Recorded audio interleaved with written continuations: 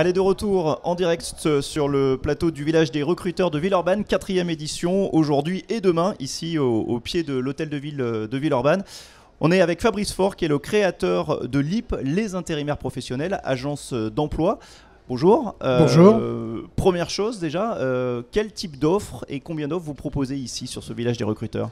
Alors, chez LIP, on est organisé en branches, donc on a un premier réseau très important qui est les intérimaires professionnels, donc qui sont des agents spécialisés pour les ouvriers qualifiés, donc on travaille beaucoup dans la métallurgie, tuyauterie, soudure, tous les métiers du bâtiment second œuvre, les espaces verts, etc. Donc là, on recherche des ouvriers plutôt qualifiés. Enfin, on a la branche LIP Solutions RH, qui s'occupe des métiers tertiaires, comptabilité, assistanat, télémarketing, téléopérateur, bureau d'études, informatique et médical.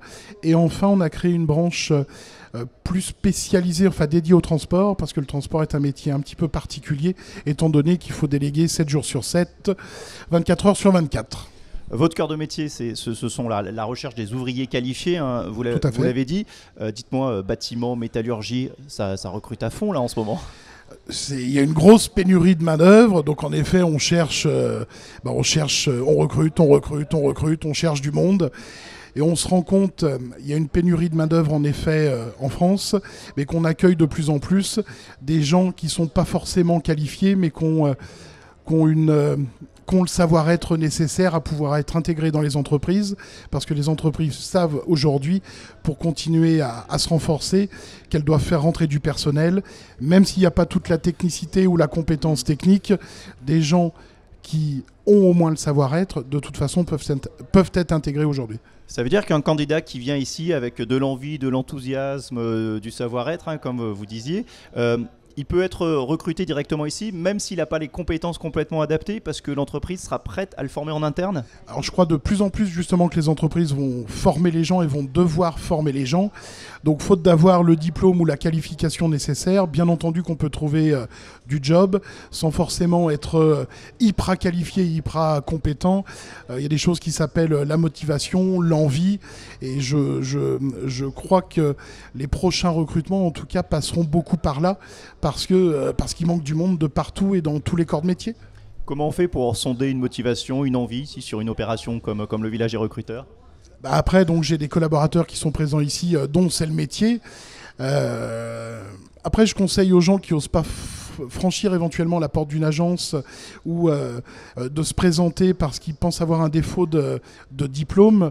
J'aime bien conseiller de regarder un film qui s'appelle Itinéraire d'un enfant gâté, où Belmondo explique précisément à Anconina qu'est-ce que le savoir-être, et ça commence par savoir dire bonjour. Les ouvriers qualifiés, alors on imagine que ça doit être compliqué à trouver, parce qu'en plus, la métallurgie, le bâtiment, il y a des métiers qui évoluent sans cesse, donc c'est de plus en plus compliqué à trouver. Alors, heureusement qu'il reste des gens qui sont des très bons tuyauteurs, des bons soudeurs, des bons peintres, mais des bons comptables, etc., etc. C'est compliqué à trouver, mais ce qui est une bonne chose, c'est juste qu'il y a énormément de travail, il y a plus d'offres que de demandes. Donc voilà, mais les candidats ou les gens viendront toujours plus facilement vers les agences qui offrent beaucoup d'emplois, parce que quelqu'un qui cherche du job, s'il prend une mission en intérim, aura aussi besoin d'être assuré et de se dire que quand la mission est terminée, il pourra enchaîner une autre mission. Et chez nous, il y a une valeur, quelque chose auquel je crois beaucoup, c'est quand quelqu'un termine son job le vendredi, on se doit de lui retrouver un autre emploi pour le lundi pour assurer et enchaîner le travail. Ça veut dire que quelqu'un qui signe un contrat en intérim, il n'est pas forcément lâché dans la nature une fois son contrat terminé ? Ah non, et quand des gens sont qualifiés et font des belles prestations entre guillemets chez le client, je veux dire, nous, notre vrai client, c'est le candidat, c'est l'intérimaire, donc c'est essentiel de s'occuper d'eux correctement. Et comment on s'occupe correctement de quelqu'un ? C'est en lui proposant des missions qui s'enchaînent. Alors ça peut durer 10 ans, où l'intérimaire, la personne en question, va peut-être travailler dans une vingtaine d'entreprises différentes, et nous dira à tel moment je suis en congé, mais c'est à nous de gérer son emploi du temps avec lui selon ses volontés et ses désirs. Et alors justement, on va terminer sur les dernières questions, sur la volonté et les désirs. Est-ce qu'aujourd'hui, il y a des candidats qui finalement préfèrent des contrats d'intérimaire qu'un CDI ou un CDD longue durée? Alors c'est quelque chose qu'on sait assez peu. Moi en tout cas j'ai démarré dans ce métier il y a une vingtaine d'années. Et il y a des gens que j'ai connus et mis en poste il y a une vingtaine d'années qui bossent toujours pour nous parce que ce sont des gens qui ont choisi l'intérim, qui ne subissent pas l'intérim, qui ne sont pas dans le cliché de l'intérim. C'est des gens qui font une carrière, qui ont un métier mais qui préfèrent le statut d'intérimaire. Voilà. Pourquoi? Parce que c'est intellectuellement l'impression d'avoir une certaine liberté. Enfin, c'est pas qu'une impression, c'est une vérité. Et quand ça se passe mal chez un client, donc chez le patron quotidien, s'il n'est pas content, il s'en va et au moins c'est plus rapide. Merci beaucoup et puis bonne journée. Donc, merci, bonne journée. Village des recruteurs. Au revoir.